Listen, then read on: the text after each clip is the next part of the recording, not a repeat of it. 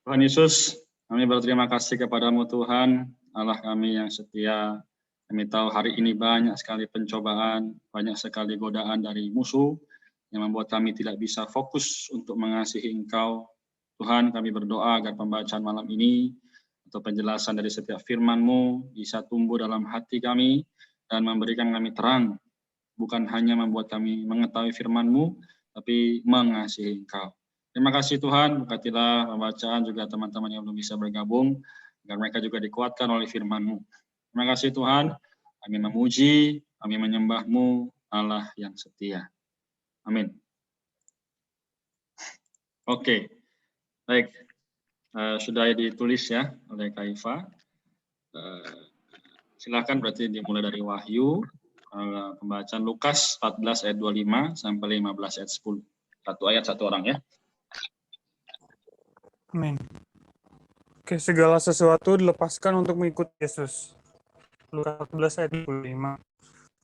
Pada suatu kali banyak orang berduyun-duyun mengikuti Yesus dalam perjalanannya. Sambil berpaling ia berkata kepada mereka,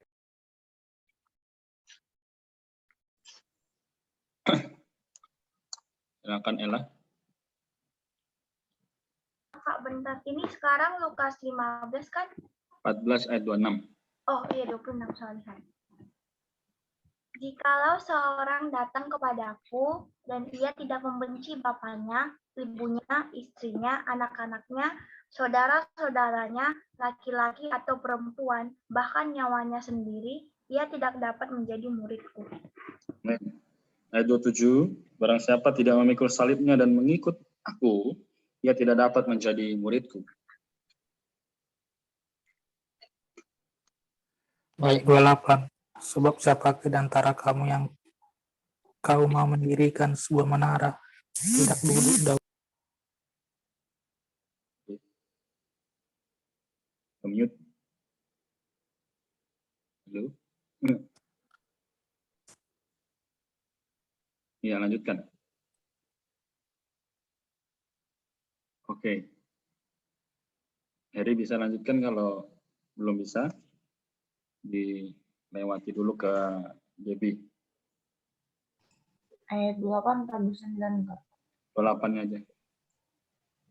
Sebab siapakah di antara kamu yang kalau mau mendirikan sebuah menara tidak duduk dahulu membuat anggaran biayanya, apakah uangnya terungkup untuk menyelesaikan pekerjaan itu? 29, supaya jikalau ia sudah meletakkan dasarnya dan tidak dapat menyelesaikannya, jangan-jangan semua orang yang melihatnya mengejek dia. ayat 30, sambil berkata orang itu mulai mendirikan, tetapi ia tidak sanggup menyelesaikannya.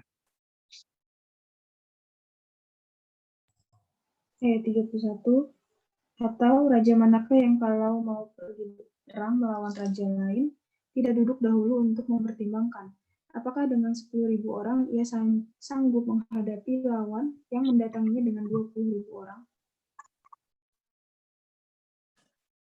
Ayat 32. Jikalau tidak, ia akan mengirim utusan selama musuh itu masih jauh untuk menanyakan syarat-syarat perdamaian. Ayat 33. Demikian pula lah tiap-tiap orang di antara kamu yang tidak melepaskan dirinya dari segala miliknya, tetapi tidak menjadi muridku. Ayat 34, garam memang baik, tetapi jika garam juga menjadi tawar, dengan apakah ia diasinkan? Ayat 35, tidak ada lagi gunanya baik untuk ladang maupun untuk pupuk, dan orang membuangnya saja. Siapa mempunyai telinga untuk mendengar, hendaklah ia mendengar. Sekarang ayat 1 ya, Bang. Amin. Lukas 15 ayat 1, perumpamaan tentang domba yang hilang. Para pemungut cukai dan orang-orang berdosa biasanya datang kepada Yesus untuk mendengarkan dia. Lukas pasal 15 ayat 2, maka bersungut-sungutlah orang-orang Farisi dan ahli-ahli Taurat. Katanya, ia menerima orang-orang berdosa dan makan bersama-sama dengan mereka. 3. Lalu ia mengatakan perumpamaan ini kepada mereka. Ayat 4. Siapakah di antara kamu yang mempunyai 100 ekor domba, dan jikalau ia kehilangan seekor di antaranya, tidak meninggalkan yang 99 ekor di padang gurun, dan pergi mencari yang sesat itu sampai ia menemukannya? Oke. Dan kalau ia telah menemukannya, ia meletakkannya di atas bahunya dengan gembira. Mary, Anda di sana? Baik. Mungkin lagi ada halangan. Boleh lanjut saja. Ayat 6. Dan setibanya di rumah ia memanggil sahabat-sahabat dan tetangga-tetangganya, serta berkata kepada mereka, bersukacitalah bersama-sama dengan aku, sebab aku telah menemukan dombaku yang hilang itu. Aku berkata kepadamu, demikian juga akan ada sukacita di surga karena satu orang berdosa yang bertobat, lebih daripada sukacita karena 99 orang benar yang tidak memerlukan pertobatan. Ayat 8. Atau perempuan manakah yang mempunyai 10 dirham dan ia tidak kehilangan satu di antaranya, tidak menyalakan pelita dan menyapu rumah serta mencarinya dengan cermat sampai ia menemukannya. Ayat 9. Dan kalau ia telah menemukannya, ia memanggil sahabat-sahabat dan tetangga-tetangganya, serta berkata, bersukacitalah bersama-sama dengan aku, sebab dirhamku yang hilang itu telah kutemukan. Ayat 10. Aku berkata kepadamu, demikian juga akan ada sukacita pada malaikat-malaikat Allah karena satu orang berdosa yang bertobat. Amin. Amin.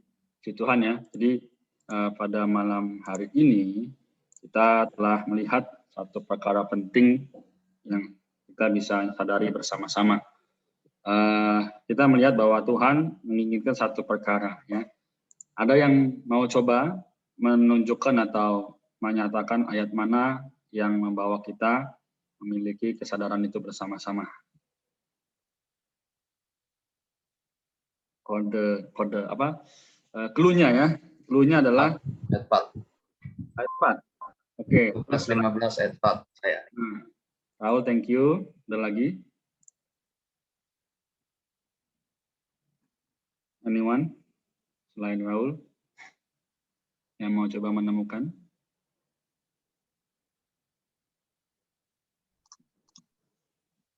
Ada? Oke. Kalau gitu, oh ya silakan. Ayat 27. Oke, 27 ya. Pasal 14 ayat 27. Satu orang lagi mau coba? 34. Oke, 34. Ayat 26, Kak. Ya, yang sudah menyebutkan ayatnya, boleh bacakan ya. Nanti kita bahas bersama-sama.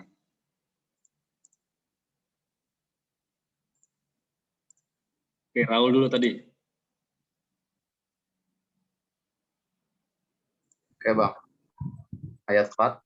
Siapakah di antara kamu yang mempunyai 100 ekor domba dan jikalau ia kehilangan seekor di antaranya, tidak meninggalkan yang 99 ekor di padang gurun dan mencari yang sesat itu sampai ia menemukannya. Amin. Kemudian tadi Elia ya. Lukas 14 ayat 27. Barang siapa tidak memikul salibnya dan mengikut aku, ia tidak dapat menjadi muridku. Amin. Kemudian Ella. Lukas 14 ayat 34.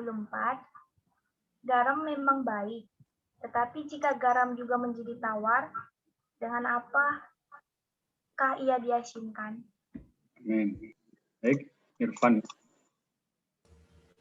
Lukas 14 ayat 26. Jikalau seorang datang kepadaku dan ia tidak membenci bapaknya, ibunya, istrinya, anaknya, saudara-saudaranya, laki-laki atau perempuan, bahkan nyawanya sendiri, ia tidak dapat menjadi muridku. Amin. Tuhan. Terima kasih untuk Raul, Elia, Ella, dan Irfan. Oke, sekarang kita akan lihat apa yang akan kita bahas malam hari ini ya. Jadi ayat yang kalian pilih tidak ada yang salah sekali lagi. Namun ada yang harus kita pahami bersama-sama. Saya tunjukkan ya, saya izin share screen.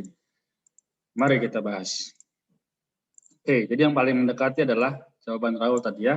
Namun di sini kita akan membahas mengenai ayat yang ketiga. Ya, kita boleh baca bersama-sama yang bisa membaca. Ya.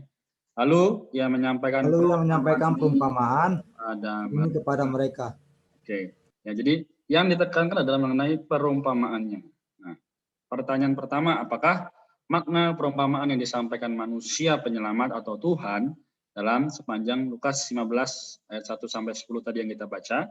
Yang kedua, apakah makna pelita dalam Lukas 15 ayat 8? Dan yang ketiga, bagaimana Allah dengan Trinitas ilahinya menyelamatkan orang dosa. Oke, jadi nomor 3 ini adalah nanti akan kita bahas bersama untuk pertanyaan Ella tadi ya di awal ya, si Tuhan. Oke, ada yang mau coba jawab nomor 1? Makna perumpamaan yang disampaikan manusia penyelamat ini. Oke, saya hitung 1 sampai 5, kalau tidak ada saya tunjuk ya. 1, 2. Coba Kak, coba. Oke, silakan. Aku nggak ada kitab ya. Iya. Kalau di Alkitab sini dibilang kalau untuk kalau aku merangkum dia itu ada 3 perumpamaan. Yang pertama itu menggambarkan bagaimana Trinitas Ilahi bekerja membawa orang-orang dosa kembali, yaitu melalui Putra, Roh, dan Bapa. Terus putranya itu datang dengan keinsaniannya sebagai gembala untuk mencari orang-orang berdosa atau domba-domba yang hilang dan membawanya kembali ke rumah. Terus roh itu juga mencari orang dosa seperti perempuan yang dengan teliti mencari dirma yang hilang sampai ia menemukannya. Amin. Bapa menerima orang berdosa yang bertobat dan kembali sebagai seorang yang menerima anaknya yang hilang. Kalau aku sih gitu. Kalau dari kesimpulannya, pokoknya dari Lukas 15 ayat 1 sampai 10 itu gimana tentang Tuhan itu datang ke dunia itu buat mencari domba-dombanya hilang. Setelah dia mencari, setelah dia mendapatkan, dia datang untuk kembali ke tempatnya. Habis itu dia juga punya tugas yaitu yang bakal jadi penyalipan, di mana dia harus menembus dosa-dosa anak-anaknya gitu. Amin. Baik, terima kasih atas Claudia ya. Oke. Sekarang nomor 2. Siapa yang mau mencoba menjawab? Ella, boleh. Ya, silakan Ella. Apakah makna pelita dalam Lukas 15 ayat 8 itu maknanya adalah melambangkan firman Tuhan yang digunakan oleh Roh supaya kita itu terhindar dari perbuatan dosa? Ya, oke. Thank you untuk pencobaan jawabannya. Yang 3, ya nanti kenapa saya cuma minta satu orang supaya bisa ada waktu untuk menjelaskannya. Yang 3, ada yang mau coba? Ini pertanyaan yang cukup sulit ya. Di mana Allah dengan Trinitas ilahinya menyelamatkan orang dosa. Saya hitung 1 sampai 5 ya. 1, 2, 3, 4, 5. Oke, apakah Wahyu mau coba? Atau Maria? Lain aja, Kak. Yang lainnya? Oke. Bella, Raul, Sherlyn. Masih berat, Bang. Kak, saya mau jawab, Kak. Oke, silakan Irfan, silakan coba. Melalui ajaran-ajaran kehidupannya, Kak, sehingga mengubah apa tadi itu? Tadi ada di mana?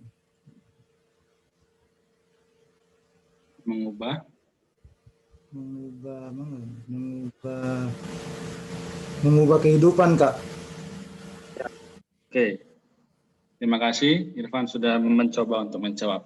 Baik, sekarang kita bahas sama-sama ya, supaya kita ada pandangan yang jelas, lebih clear, tidak meraba-raba. Ya, nomor 1, tadi sudah cukup dibacakan oleh Claudia ya.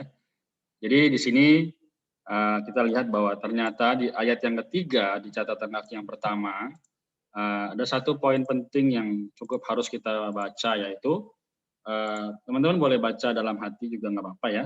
Jadi ketika dia menjawab orang Farisi dan ahli Taurat yang menganggap dirinya benar, ya Tuhan itu menghakimi, ya yang menghakimi Tuhan karena makan dengan orang dosa.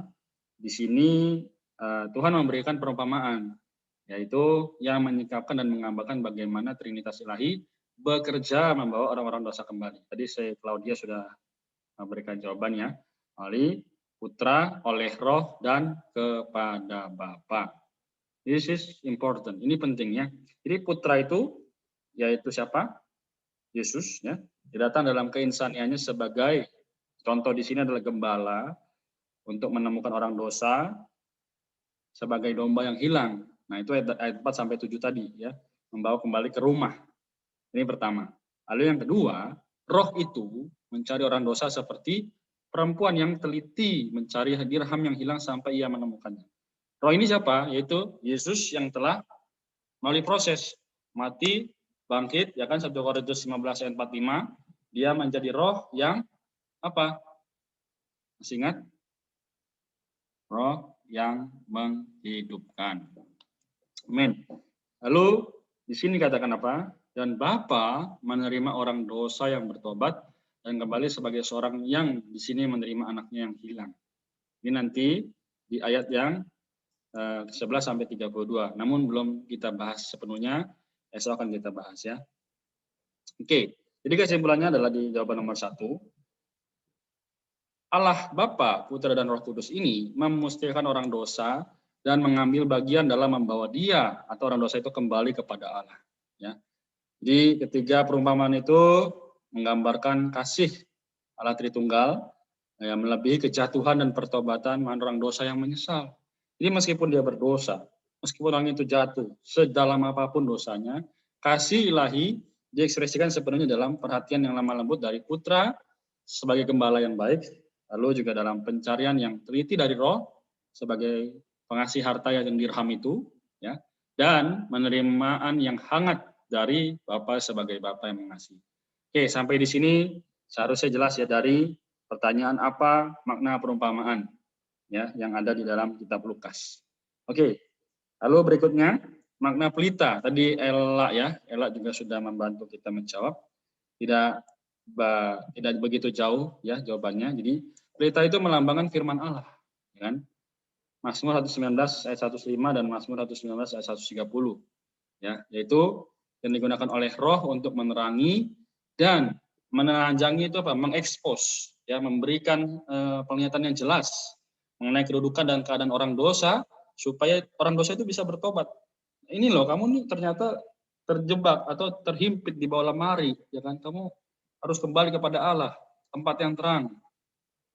Nah, maka ketika seorang itu dibaptis atau dilahirkan kembali, dibilang apa? Berpindah dari kerajaan gelap kepada kerajaan Allah atau kerajaan terang.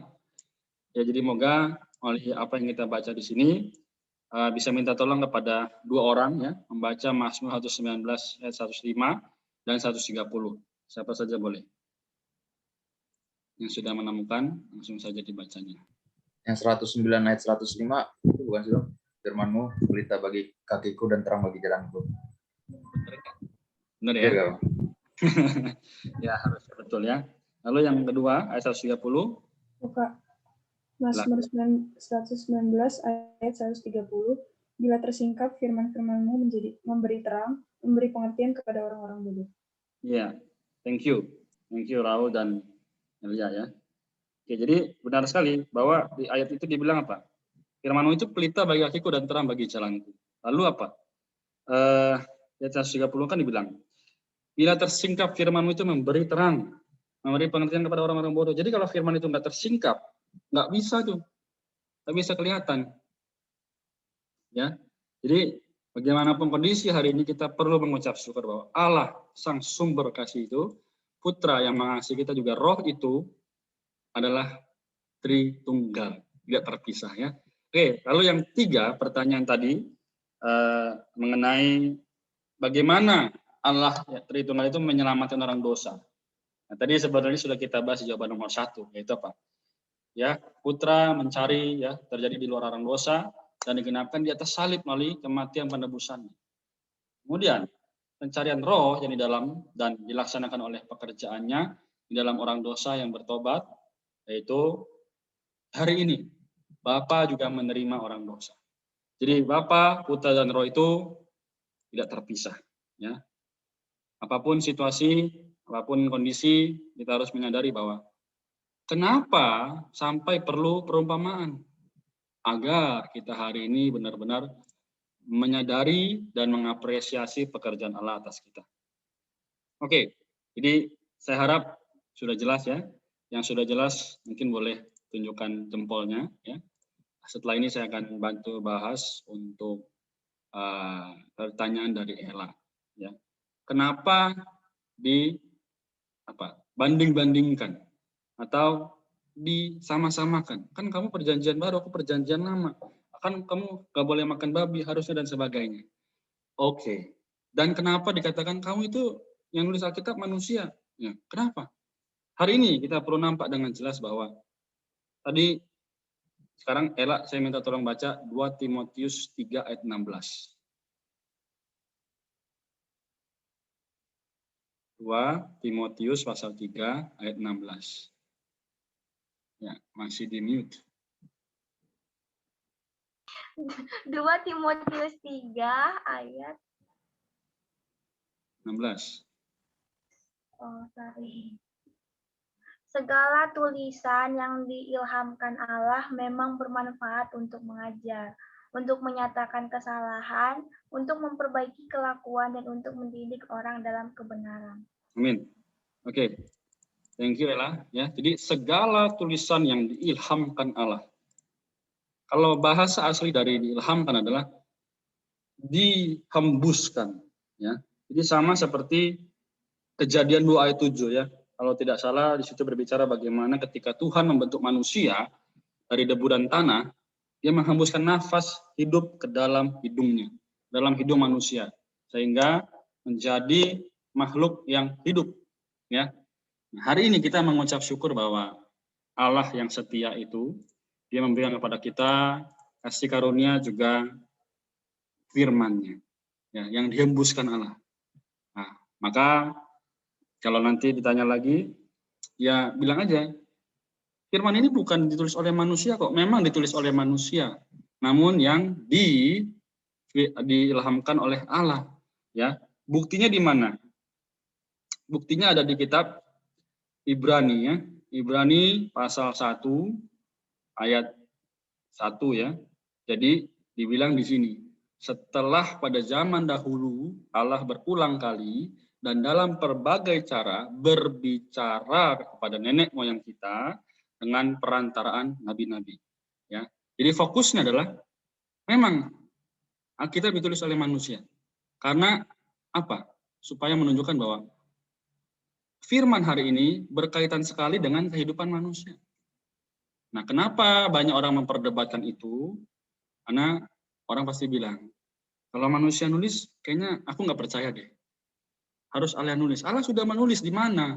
Di 2 loh batu itu. Ya. Jadi hari ini kita menyadari bahwa Tuhan ya tidak pernah ingkar janji ya. Seperti yang dikirimkan oleh Kaifa ini ya. Tidak pernah membuat dihasilkan oleh kehendak manusia, tapi oleh dorongan Roh Kudus orang-orang berbicara atas nama Allah. Sama seperti pembahasan kita tadi ya mengenai Lukas pasal 15. Jadi perumpamaan-perumpamaan itu diberikan kepada siapa? Orang-orang Farisi dan ahli-ahli Taurat, juga kepada orang-orang di sekitarnya yang tidak percaya akan Allah, gitu ya. Jadi malam ini supaya menjelaskan, kita tidak bisa lagi berbicara berdasarkan diri sendiri, kita harus back to the Bible, ya. Karena Alkitab itu adalah hembusan Allah. Amin. Saya kira saya cukup sampai di sini. Teman-teman yang lain jika ada pertanyaan atau yang mau di-sharingkan, dipersilahkan.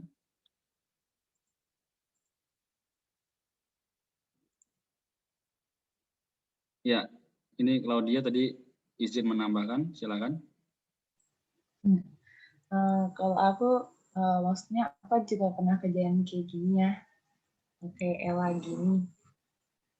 Kalau dulu dibilangnya kayak gini, kan kita dengan mereka sama, hampir semuanya sama, cuma berbeda istilahnya cara beribadahnya. Terus aku suka bilang gini,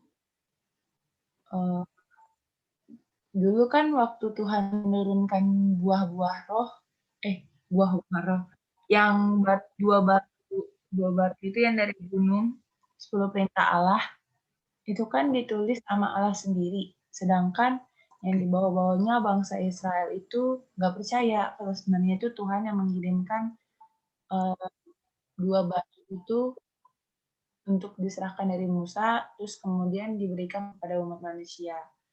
Nah, di situ mulai dari situ orang Israel itu tidak, maksudnya kurang percaya, kayak benar nggak sih ada yang namanya Tuhan, benar nggak sih ada yang namanya Yesus gitu kan. Kenapa saling berhubungan sih, kenapa akhirnya Tuhan itu dilahirkan, didatangkan dalam perjanjian baru, karena orang Israel serta pengikut-pengikutnya lain, bukan orang-orang Israel saja gitu kan, masih banyak yang lain. Mereka seperti tidak percaya, kayak gak apa-apa. Kalian masih ingat gak yang Tuhan marah karena banyak penjual haram di Bait Allah, sampai batu Bait Allah itu terbelah dua karena saking marahnya. Karena Tuhan dari perjanjian lama, dari Musa datang, Tuhan kira mereka mungkin percaya aku menurunkan batu, membuat mukjizat, memberitakan untuk menyebarkan kepada orang, tapi mereka tetap gak percaya. Mereka masih bilang, ada nggak bentuknya, ada nggak manusianya gitu kan. Nah, akhirnya setelah Tuhan melihat dengan terpaksa, seperti yang dia bilang, waktu Yesus dibaptiskan, dia bilang gini, kalau nggak salah Roh Kudus bilang gini, ini adalah anakku yang aku kirimkan kepadamu gitu. Pokoknya istilahnya Tuhan sudah dikirimkan dari kerajaan Allah, diciptakan sebagai manusia setara dengan kita, untuk melihat keadaan manusia, memberitakan manusia, menunjukkan kepada manusia, oh aku ada loh, aku ada di sini. Kalian harus percaya sama aku. Walaupun selama perjalanan dia sebelum menembus dosa manusia, dia banyak dikucilkan, diacuhkan. Bahkan dia bilang, kok kamu sok tahu waktu dia menyalahkan ahli-ahli Taurat, walaupun dia masih kecil, dia bilang, bukan seperti itu seharusnya firman Allah, tapi dia bilang, kamu masih anak kecil, ngapain kamu ngomong sama kita yang udah istilahnya sudah bertahun-tahun baca ini gitu. Jadi kalau kata Kak Eko kemarin, mereka itu masih bergumul dengan perjanjian lama, masih dengan adat istiadat lama, padahal kita sudah di adat istiadat baru, perjanjian baru yang lebih modern, lebih luas wawasannya gitu. Itu sih Kak. Oke. Thank you Claudia. Ya, jadi sebenarnya kurang lebih demikian. Tapi ada satu koreksi, yaitu Tuhan Yesus nggak diciptakan, tapi dia dilahirkan dari rahim seorang perempuan melalui Roh Kudus. Ya, jadi jangan sampai salah persepsi nanti Tuhan Yesus diciptakan. Dia menciptakan manusia. Ya, jadi itu aja koreksinya. Thank you Claudia ya. Saya mau menambahkan untuk ini perkara Allah Tritunggal ya tadi yang dibahas. Silakan. Oke, karena bagaimana proses Allah Tritunggal ini kan, yang tadi Karina sudah bilang di kitab Lukas pasal 15 itu ada Putra, ada Bapa, ada Roh Kudus.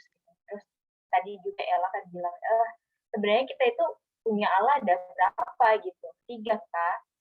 Tapi kalau kita lihat di sini ya teman-teman, mengapa sampai perlunya Allah Tritunggal gitu? Kenapa ada Allah, ada Tuhan Yesus, Allah Bapa, Allah Putra, Allah Roh gitu. Kalau kita lihat orang Israel itu selalu jatuh ke dalam dosa lagi dan lagi ya. Bahkan dikatakan mereka itu tegar tengkuk. Penyertaan Allah terhadap mereka itu tidak pernah kurang. Ketika mereka di Mesir, bahkan sampai mereka keluar dari Mesir itu, Allah tidak pernah meninggalkan mereka. Gitu. Penyertaan Allah melalui makan mana surgawi, selalu batu yang terus mengeluarkan air gitu kan. Kemudian saat mereka menyeberang dari laut Teberau itu gitu, maksudnya di padang gurun saja selama 40 tahun Allah itu tidak pernah meninggalkan mereka, tapi masih saja mereka itu tegar tengkuk gitu. Dan kemudian kita bisa melihat satu fakta ya di dalam Roma pasal 6 ayat 23. Sebab upah dosa ialah maut. Jadi kita lihat di sini Roma 6 ayat 23, orang Israel itu sudah melakukan dosa gitu, dan upah dari dosa itu adalah maut. Kemudian kita lihat juga di Roma 3 ayat 23, karena semua orang telah berbuat dosa dan telah kehilangan kemuliaan Allah. Kemuliaan Allah ini adalah perkara hadirat Allah. Perkara Allah itu ada di situ gitu. Jadi ketika umat manusia jatuh ke dalam dosa, khususnya ketika dari Adam dan Hawa bahkan sampai turunannya semua itu jatuh ke dalam dosa, dan di dalam Roma pasal 6 ayat 23 ini bahwa upah dosa itu adalah maut. Artinya manusia itu tidak akan dapat menyelamatkan dirinya sendiri. Sekalipun sudah ada hukum Taurat, manusia itu orang waktu itu di situ diwakili ya dengan orang Israel, selalu saja melakukan dosa, selalu saja jatuh. Ketika dibilang jangan begini, jangan begitu, malahan semakin menjadi-jadi ya teman-teman. Kita lihat. Dan sehingga demikian di kitab nanti mungkin Kak Renner atau teman-teman lain bisa search ya, bahwa tanpa penumpahan darah tidak ada penebusan. Jadi bagaimana supaya ada penebusan, supaya manusia diselamatkan, perlu darah. Dan hanya darah anak domba barulah dapat menebus dosa. Ketika di Perjanjian Lama ketika orang Israel melakukan dosa, mereka perlu memberikan korban gitu kan, darah dari anak domba ini, dan tak bercacat, tak bercelah gitu kan. Jadi harus diperiksa baik-baik darah dari anak domba ini. Dan sehingga kalau kita lihat di kitab Yohanes berkata bahwa inilah anak domba Allah yang menghapus dosa-dosa. Kita lihat bahwa inilah bagaimana sampai Allah menjadi manusia yang bernama Yesus. Mengapa perlu menjadi manusia? Karena hanya manusia yang ada darah. Allah tidak berwujud seperti kita yang ada tubuh seperti ini. Maka demikian perlu ada inkarnasi. Dan adalah manusia. Jadi memang 100%, makanya dikatakan 100% Allah. 100% juga manusia. Mengapa demikian ya? Supaya di satu aspek itu ada darah untuk menebus manusia ketika Tuhan Yesus mati di kayu salib. Dari situlah ketika Tuhan Yesus mati di kayu salib, dia mati, bangkit, menjadi roh. 1 Korintus 15 ayat 45b, Adam yang akhir telah menjadi roh yang menghidupkan. Inilah perwujudan Allah Tritunggal, yaitu Roh Kudus sekarang tinggal di dalam setiap orang yang percaya. Jadi tidak dibilang, oh Allah ini di Perjanjian Lama, dia yang menciptakan, kemudian Putra, yaitu Tuhan Yesus ketika dia di bumi, menempuh kehidupan manusia, kemudian Roh Kudus itu ada di dalam kita. Tidak bisa dipisahkan seperti itu. Karena Allah Tritunggal, kenapa disebut Allah Tritunggal, itu adalah melewati proses supaya tinggal di dalam saya dan teman-teman. Sehingga kalau orang Israel dulu, mereka menyertai Allah yang secara luaran. Tapi kita tidak hanya di luar, tetapi kita juga mengalami penyertaan Allah itu di dalam kita, di dalam batin kita. Jadi kita tuh sangat spesial ya, kita sangat bersuka cita seharusnya. Karena penyertaan Allah kalau dulu, orang Israel itu pasti terbatas gitu kan. Bahkan sampai ke Perjanjian Baru sebelum Tuhan Yesus mati bangkit menjadi roh itu terbatas. Tuhan Yesus ke Yerusalem cuma cukup orang Yerusalem yang bisa mengalami penyertaan Tuhan. Tetapi ketika dia mati bangkit menjadi roh itu tinggal di dalam setiap orang yang percaya, dia tidak terbatas oleh ruang dan waktu. Kita saat ini di Zoom, kita di kelas kita lagi di jalan dia ada dimanapun. Karena dia itu tinggal bukan lagi di luar, tapi tetapi Dia tinggal di dalam kita. Puji Tuhan. Inilah proses Allah Tritunggal. Amin. Puji Tuhan ya. Terima kasih Rifa.